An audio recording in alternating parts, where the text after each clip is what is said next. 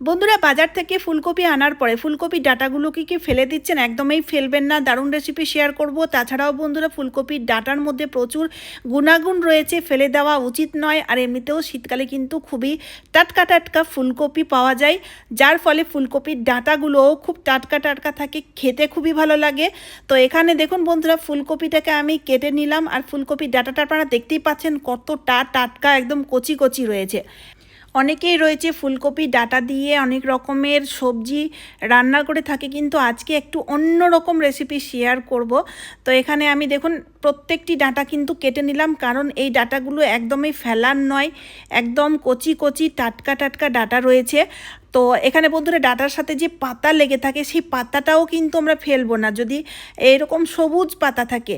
যদি একটু হলুদ হলুদ, অনেক সময় দেখা যায় ফুলকপিগুলো অতটা টাটকা থাকে না আর পাতাগুলো হলুদ হয়ে থাকে, তো সেই হলুদ পাতাগুলো কেটে বাদ দেবেন।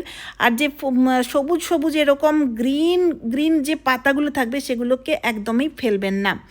আর এই রেসিপিটি তৈরি করা খুব সহজ আর খুব চটজলদি হয়ে যায়, বাড়িতে প্রত্যেকেই খেয়ে আপনার নাম করবে।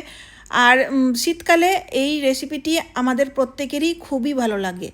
তো এখানে দেখুন বন্ধুরা, ডাঁটাগুলো আমি ছাড়িয়ে নিচ্ছি। দুটো ফুলকপি দিয়ে আমি এই রেসিপিটি তৈরি করব। আমার কাছে একদম টাটকা টাটকা দুটো ফুলকপি ছিল।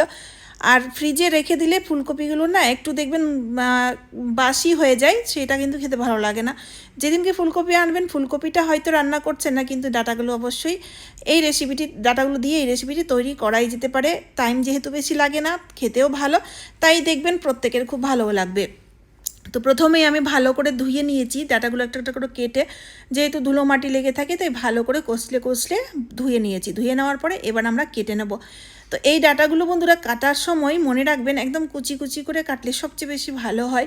কুচি কুচি করে কাটলে খেতে ভালো লাগবে, সেদ্ধও হয়ে যাবে, কোনো রকম অসুবিধা হবে না। আর যেহেতু ডাঁটাগুলো কচি রয়েছে তাই দেখুন একদম চটপট চটপট করে কাটাও হয়ে যাচ্ছে, প্রত্যেকটি পাতা সবুজ একদম।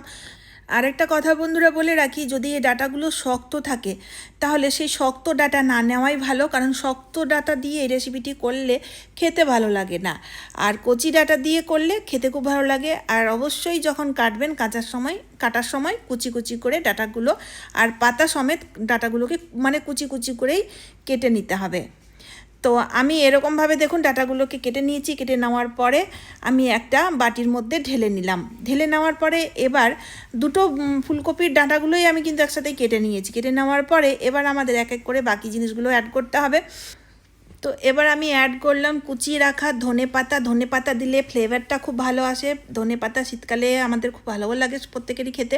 কুচিয়ে রাখা কাঁচা লঙ্কা দিয়ে দিলাম। যদি বাচ্চাদের জন্য তৈরি করছেন কাঁচা লঙ্কা স্কিপ করতে পারেন।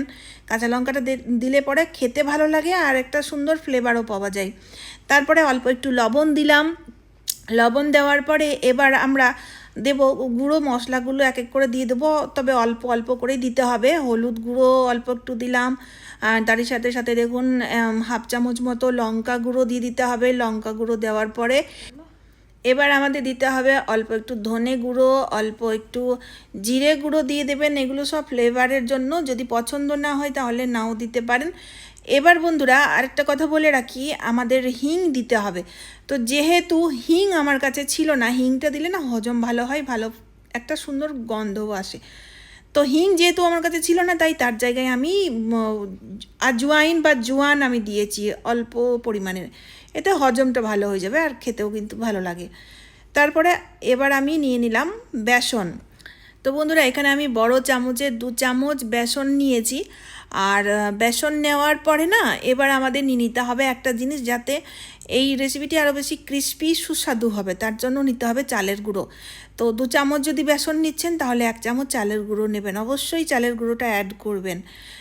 তো এবার কি করব, হাত দিয়ে ভালো করে সবগুলো জিনিস মিশিয়ে নেব। হাত দিয়ে মেশালে সবচেয়ে বেশি ভালো হয়। আর এখন জল দিতে যাবেন না, প্রথমেই সবগুলো জিনিস ভালোভাবে মিশিয়ে নেবেন। মিশিয়ে নেওয়ার পরেই জলের ইউজ করতে হবে। আর জলের ইউজ করার সময় অল্প অল্প জল ঢালতে হবে, একবারেই খুব বেশি জল ঢাললে খুব বেশি পাতলা হয়ে যাবে, তাই অল্প অল্প জল ঢেলে আবারও আমাদের মাখিয়ে নিতে হবে। আর মাখার সময় এভাবে দেখুন বন্ধুরা কচলে কচলে মাখবেন, এতে স্বাদটা ভালো হয়। জিনিসটা সফট হয়, যার ফলে এর স্বাদটা খুব ভালো আসে। তাই কচলে কচলে মাখতে হবে, যত কচলে কচলে মাখা হবে ততটাই ভালো, তত বেশি ভালো স্বাদ আসবে। এই কথাটা অবশ্যই আপনারা মনে রাখবেন। তো দেখতেই পাচ্ছেন এখানে কিন্তু আর আমার বেসনও লাগবে না, চালের গুঁড়ো তো লাগবেই না। তো ভালো রকম মতো এই আমার মানে ব্যাটারটি তৈরি হয়ে গেছে। আর খুব বেশি জলের ইউজও করবেন না, অল্প অল্প জল ঢেলে অল্প অল্প জল দিয়েই আমাদের এই ব্যাটারটি তৈরি করতে হবে।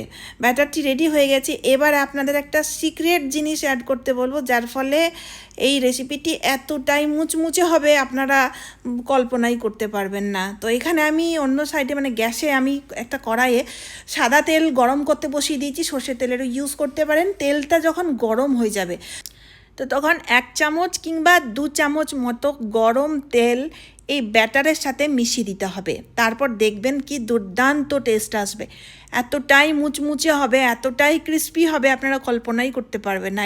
এটা কিন্তু বন্ধুরা একটা সিক্রেট ট্রিক, যেটা আপনারা যে কোনো ধরনের পকোড়া বড়া ভাজতে যাওয়ার আগে যদি করতে পারেন তাহলে দেখবেন সেই বড়া বা পকোড়া খুবই ক্রিস্পি হবে। তো এখানে দেখুন বন্ধুরা তেলটা যেহেতু গরম হয়ে গেছে, এবার এই গরম তেলের মধ্যে আমরা ব্যাটারটিকে দিয়ে দেবো। দিয়ে দেওয়ার পরে ডিপ ফ্রাই করে নেবো। এটা কিন্তু শ্যালো ফ্রাই করলে এর টেস্টটা কিন্তু ভালো আসবে না, আমি আগেই বলে দিচ্ছি। কারণ অনেকেই রয়েছে যারা ডিপ ফ্রাই জিনিস খেতে পছন্দ করে না, তারা আবার শ্যালো ফ্রাইয়ের মতো করতে যায়, শ্যালো ফ্রাই করে খেতে চাই।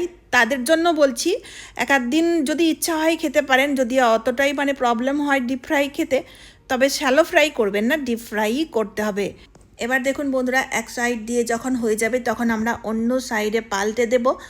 এইভাবেই বন্ধুরা একদম ক্রিস্পি ক্রিস্পি খুব সুন্দর পকোড়া বা বড়া তৈরি হয়ে যাবে। আর খেতে এতটাই ভালো লাগে, আপনি একবার তৈরি করে দেখবেন। আর যদি এর আগে আপনারা তৈরি করে খেয়েছেন সেটাও আমাকে কমেন্টের মাধ্যমে জানাবেন। আরেকটা কথা বলে রাখি, যখন এই বড়াগুলো আপনারা ভাজবেন তখন গ্যাসের ফ্লেমটাকে অবশ্যই আপনারা লোতে রাখবেন, কম করে রাখবেন, ঠিক আছে? খুব বেশি হাই করে দিলে কিন্তু বড়াগুলো বাইরের থেকে এরকম গোল্ডেন ব্রাউন হয়ে যাবে কিন্তু ভেতর থেকে কাঁচা থাকবে। তাই লো ফ্লেমে একদম ধৈর্য ধরে এপিট ওপিট করে বড়াগুলোকে ডিপ ফ্রাই করে নেবেন। এবার আমি তুলে নিচ্ছি। তো এইভাবে কিন্তু আমি বড়াগুলো তৈরি করে নিয়েছি। সন্ধেবেলায় চা দিয়ে খান, চাটনি দিয়ে খান, যে কোনো সময়, শীতকালে এমনিতেই আমাদের বড়া পকোড়া খেতে খুব ভালো লাগে। অবশ্যই ট্রাই করে দেখবেন, দেখবেন খুবই ভালো লাগবে। আর বাড়িতে তৈরি করে যদি সবাইকে খাওয়ানো যায় তাহলে প্রত্যেকেই আপনার প্রশংসা করবে। আর এই রেসিপিটি কিভাবে তৈরি করেছেন অবশ্যই প্রত্যেকে জানতে চাইবে। অবশ্যই ট্রাই করবেন, ট্রাই করে কেমন টেস্ট লাগলো, কেমন খেতে হলো অবশ্যই আমাকে ফিডব্যাক দেবেন। তো চলুন বন্ধুরা আজকের মতো এই পর্যন্ত। আশা করছি এই আইডিয়াটি আপনাদের প্রত্যেকেরই খুব ভালো লাগবে। যদি ভালো লাগে অবশ্যই ট্রাই করবেন আর ভিডিওটি শেয়ার করতে ভুলবেন না। তার সাথে সাথে চ্যানেলটিকে সাবস্ক্রাইব করে অবশ্যই আমার পাশে থাকবেন। তো চলুন আবার দেখা হচ্ছে অন্য কোনো নতুন ভিডিওতে। টাটা বন্ধুরা।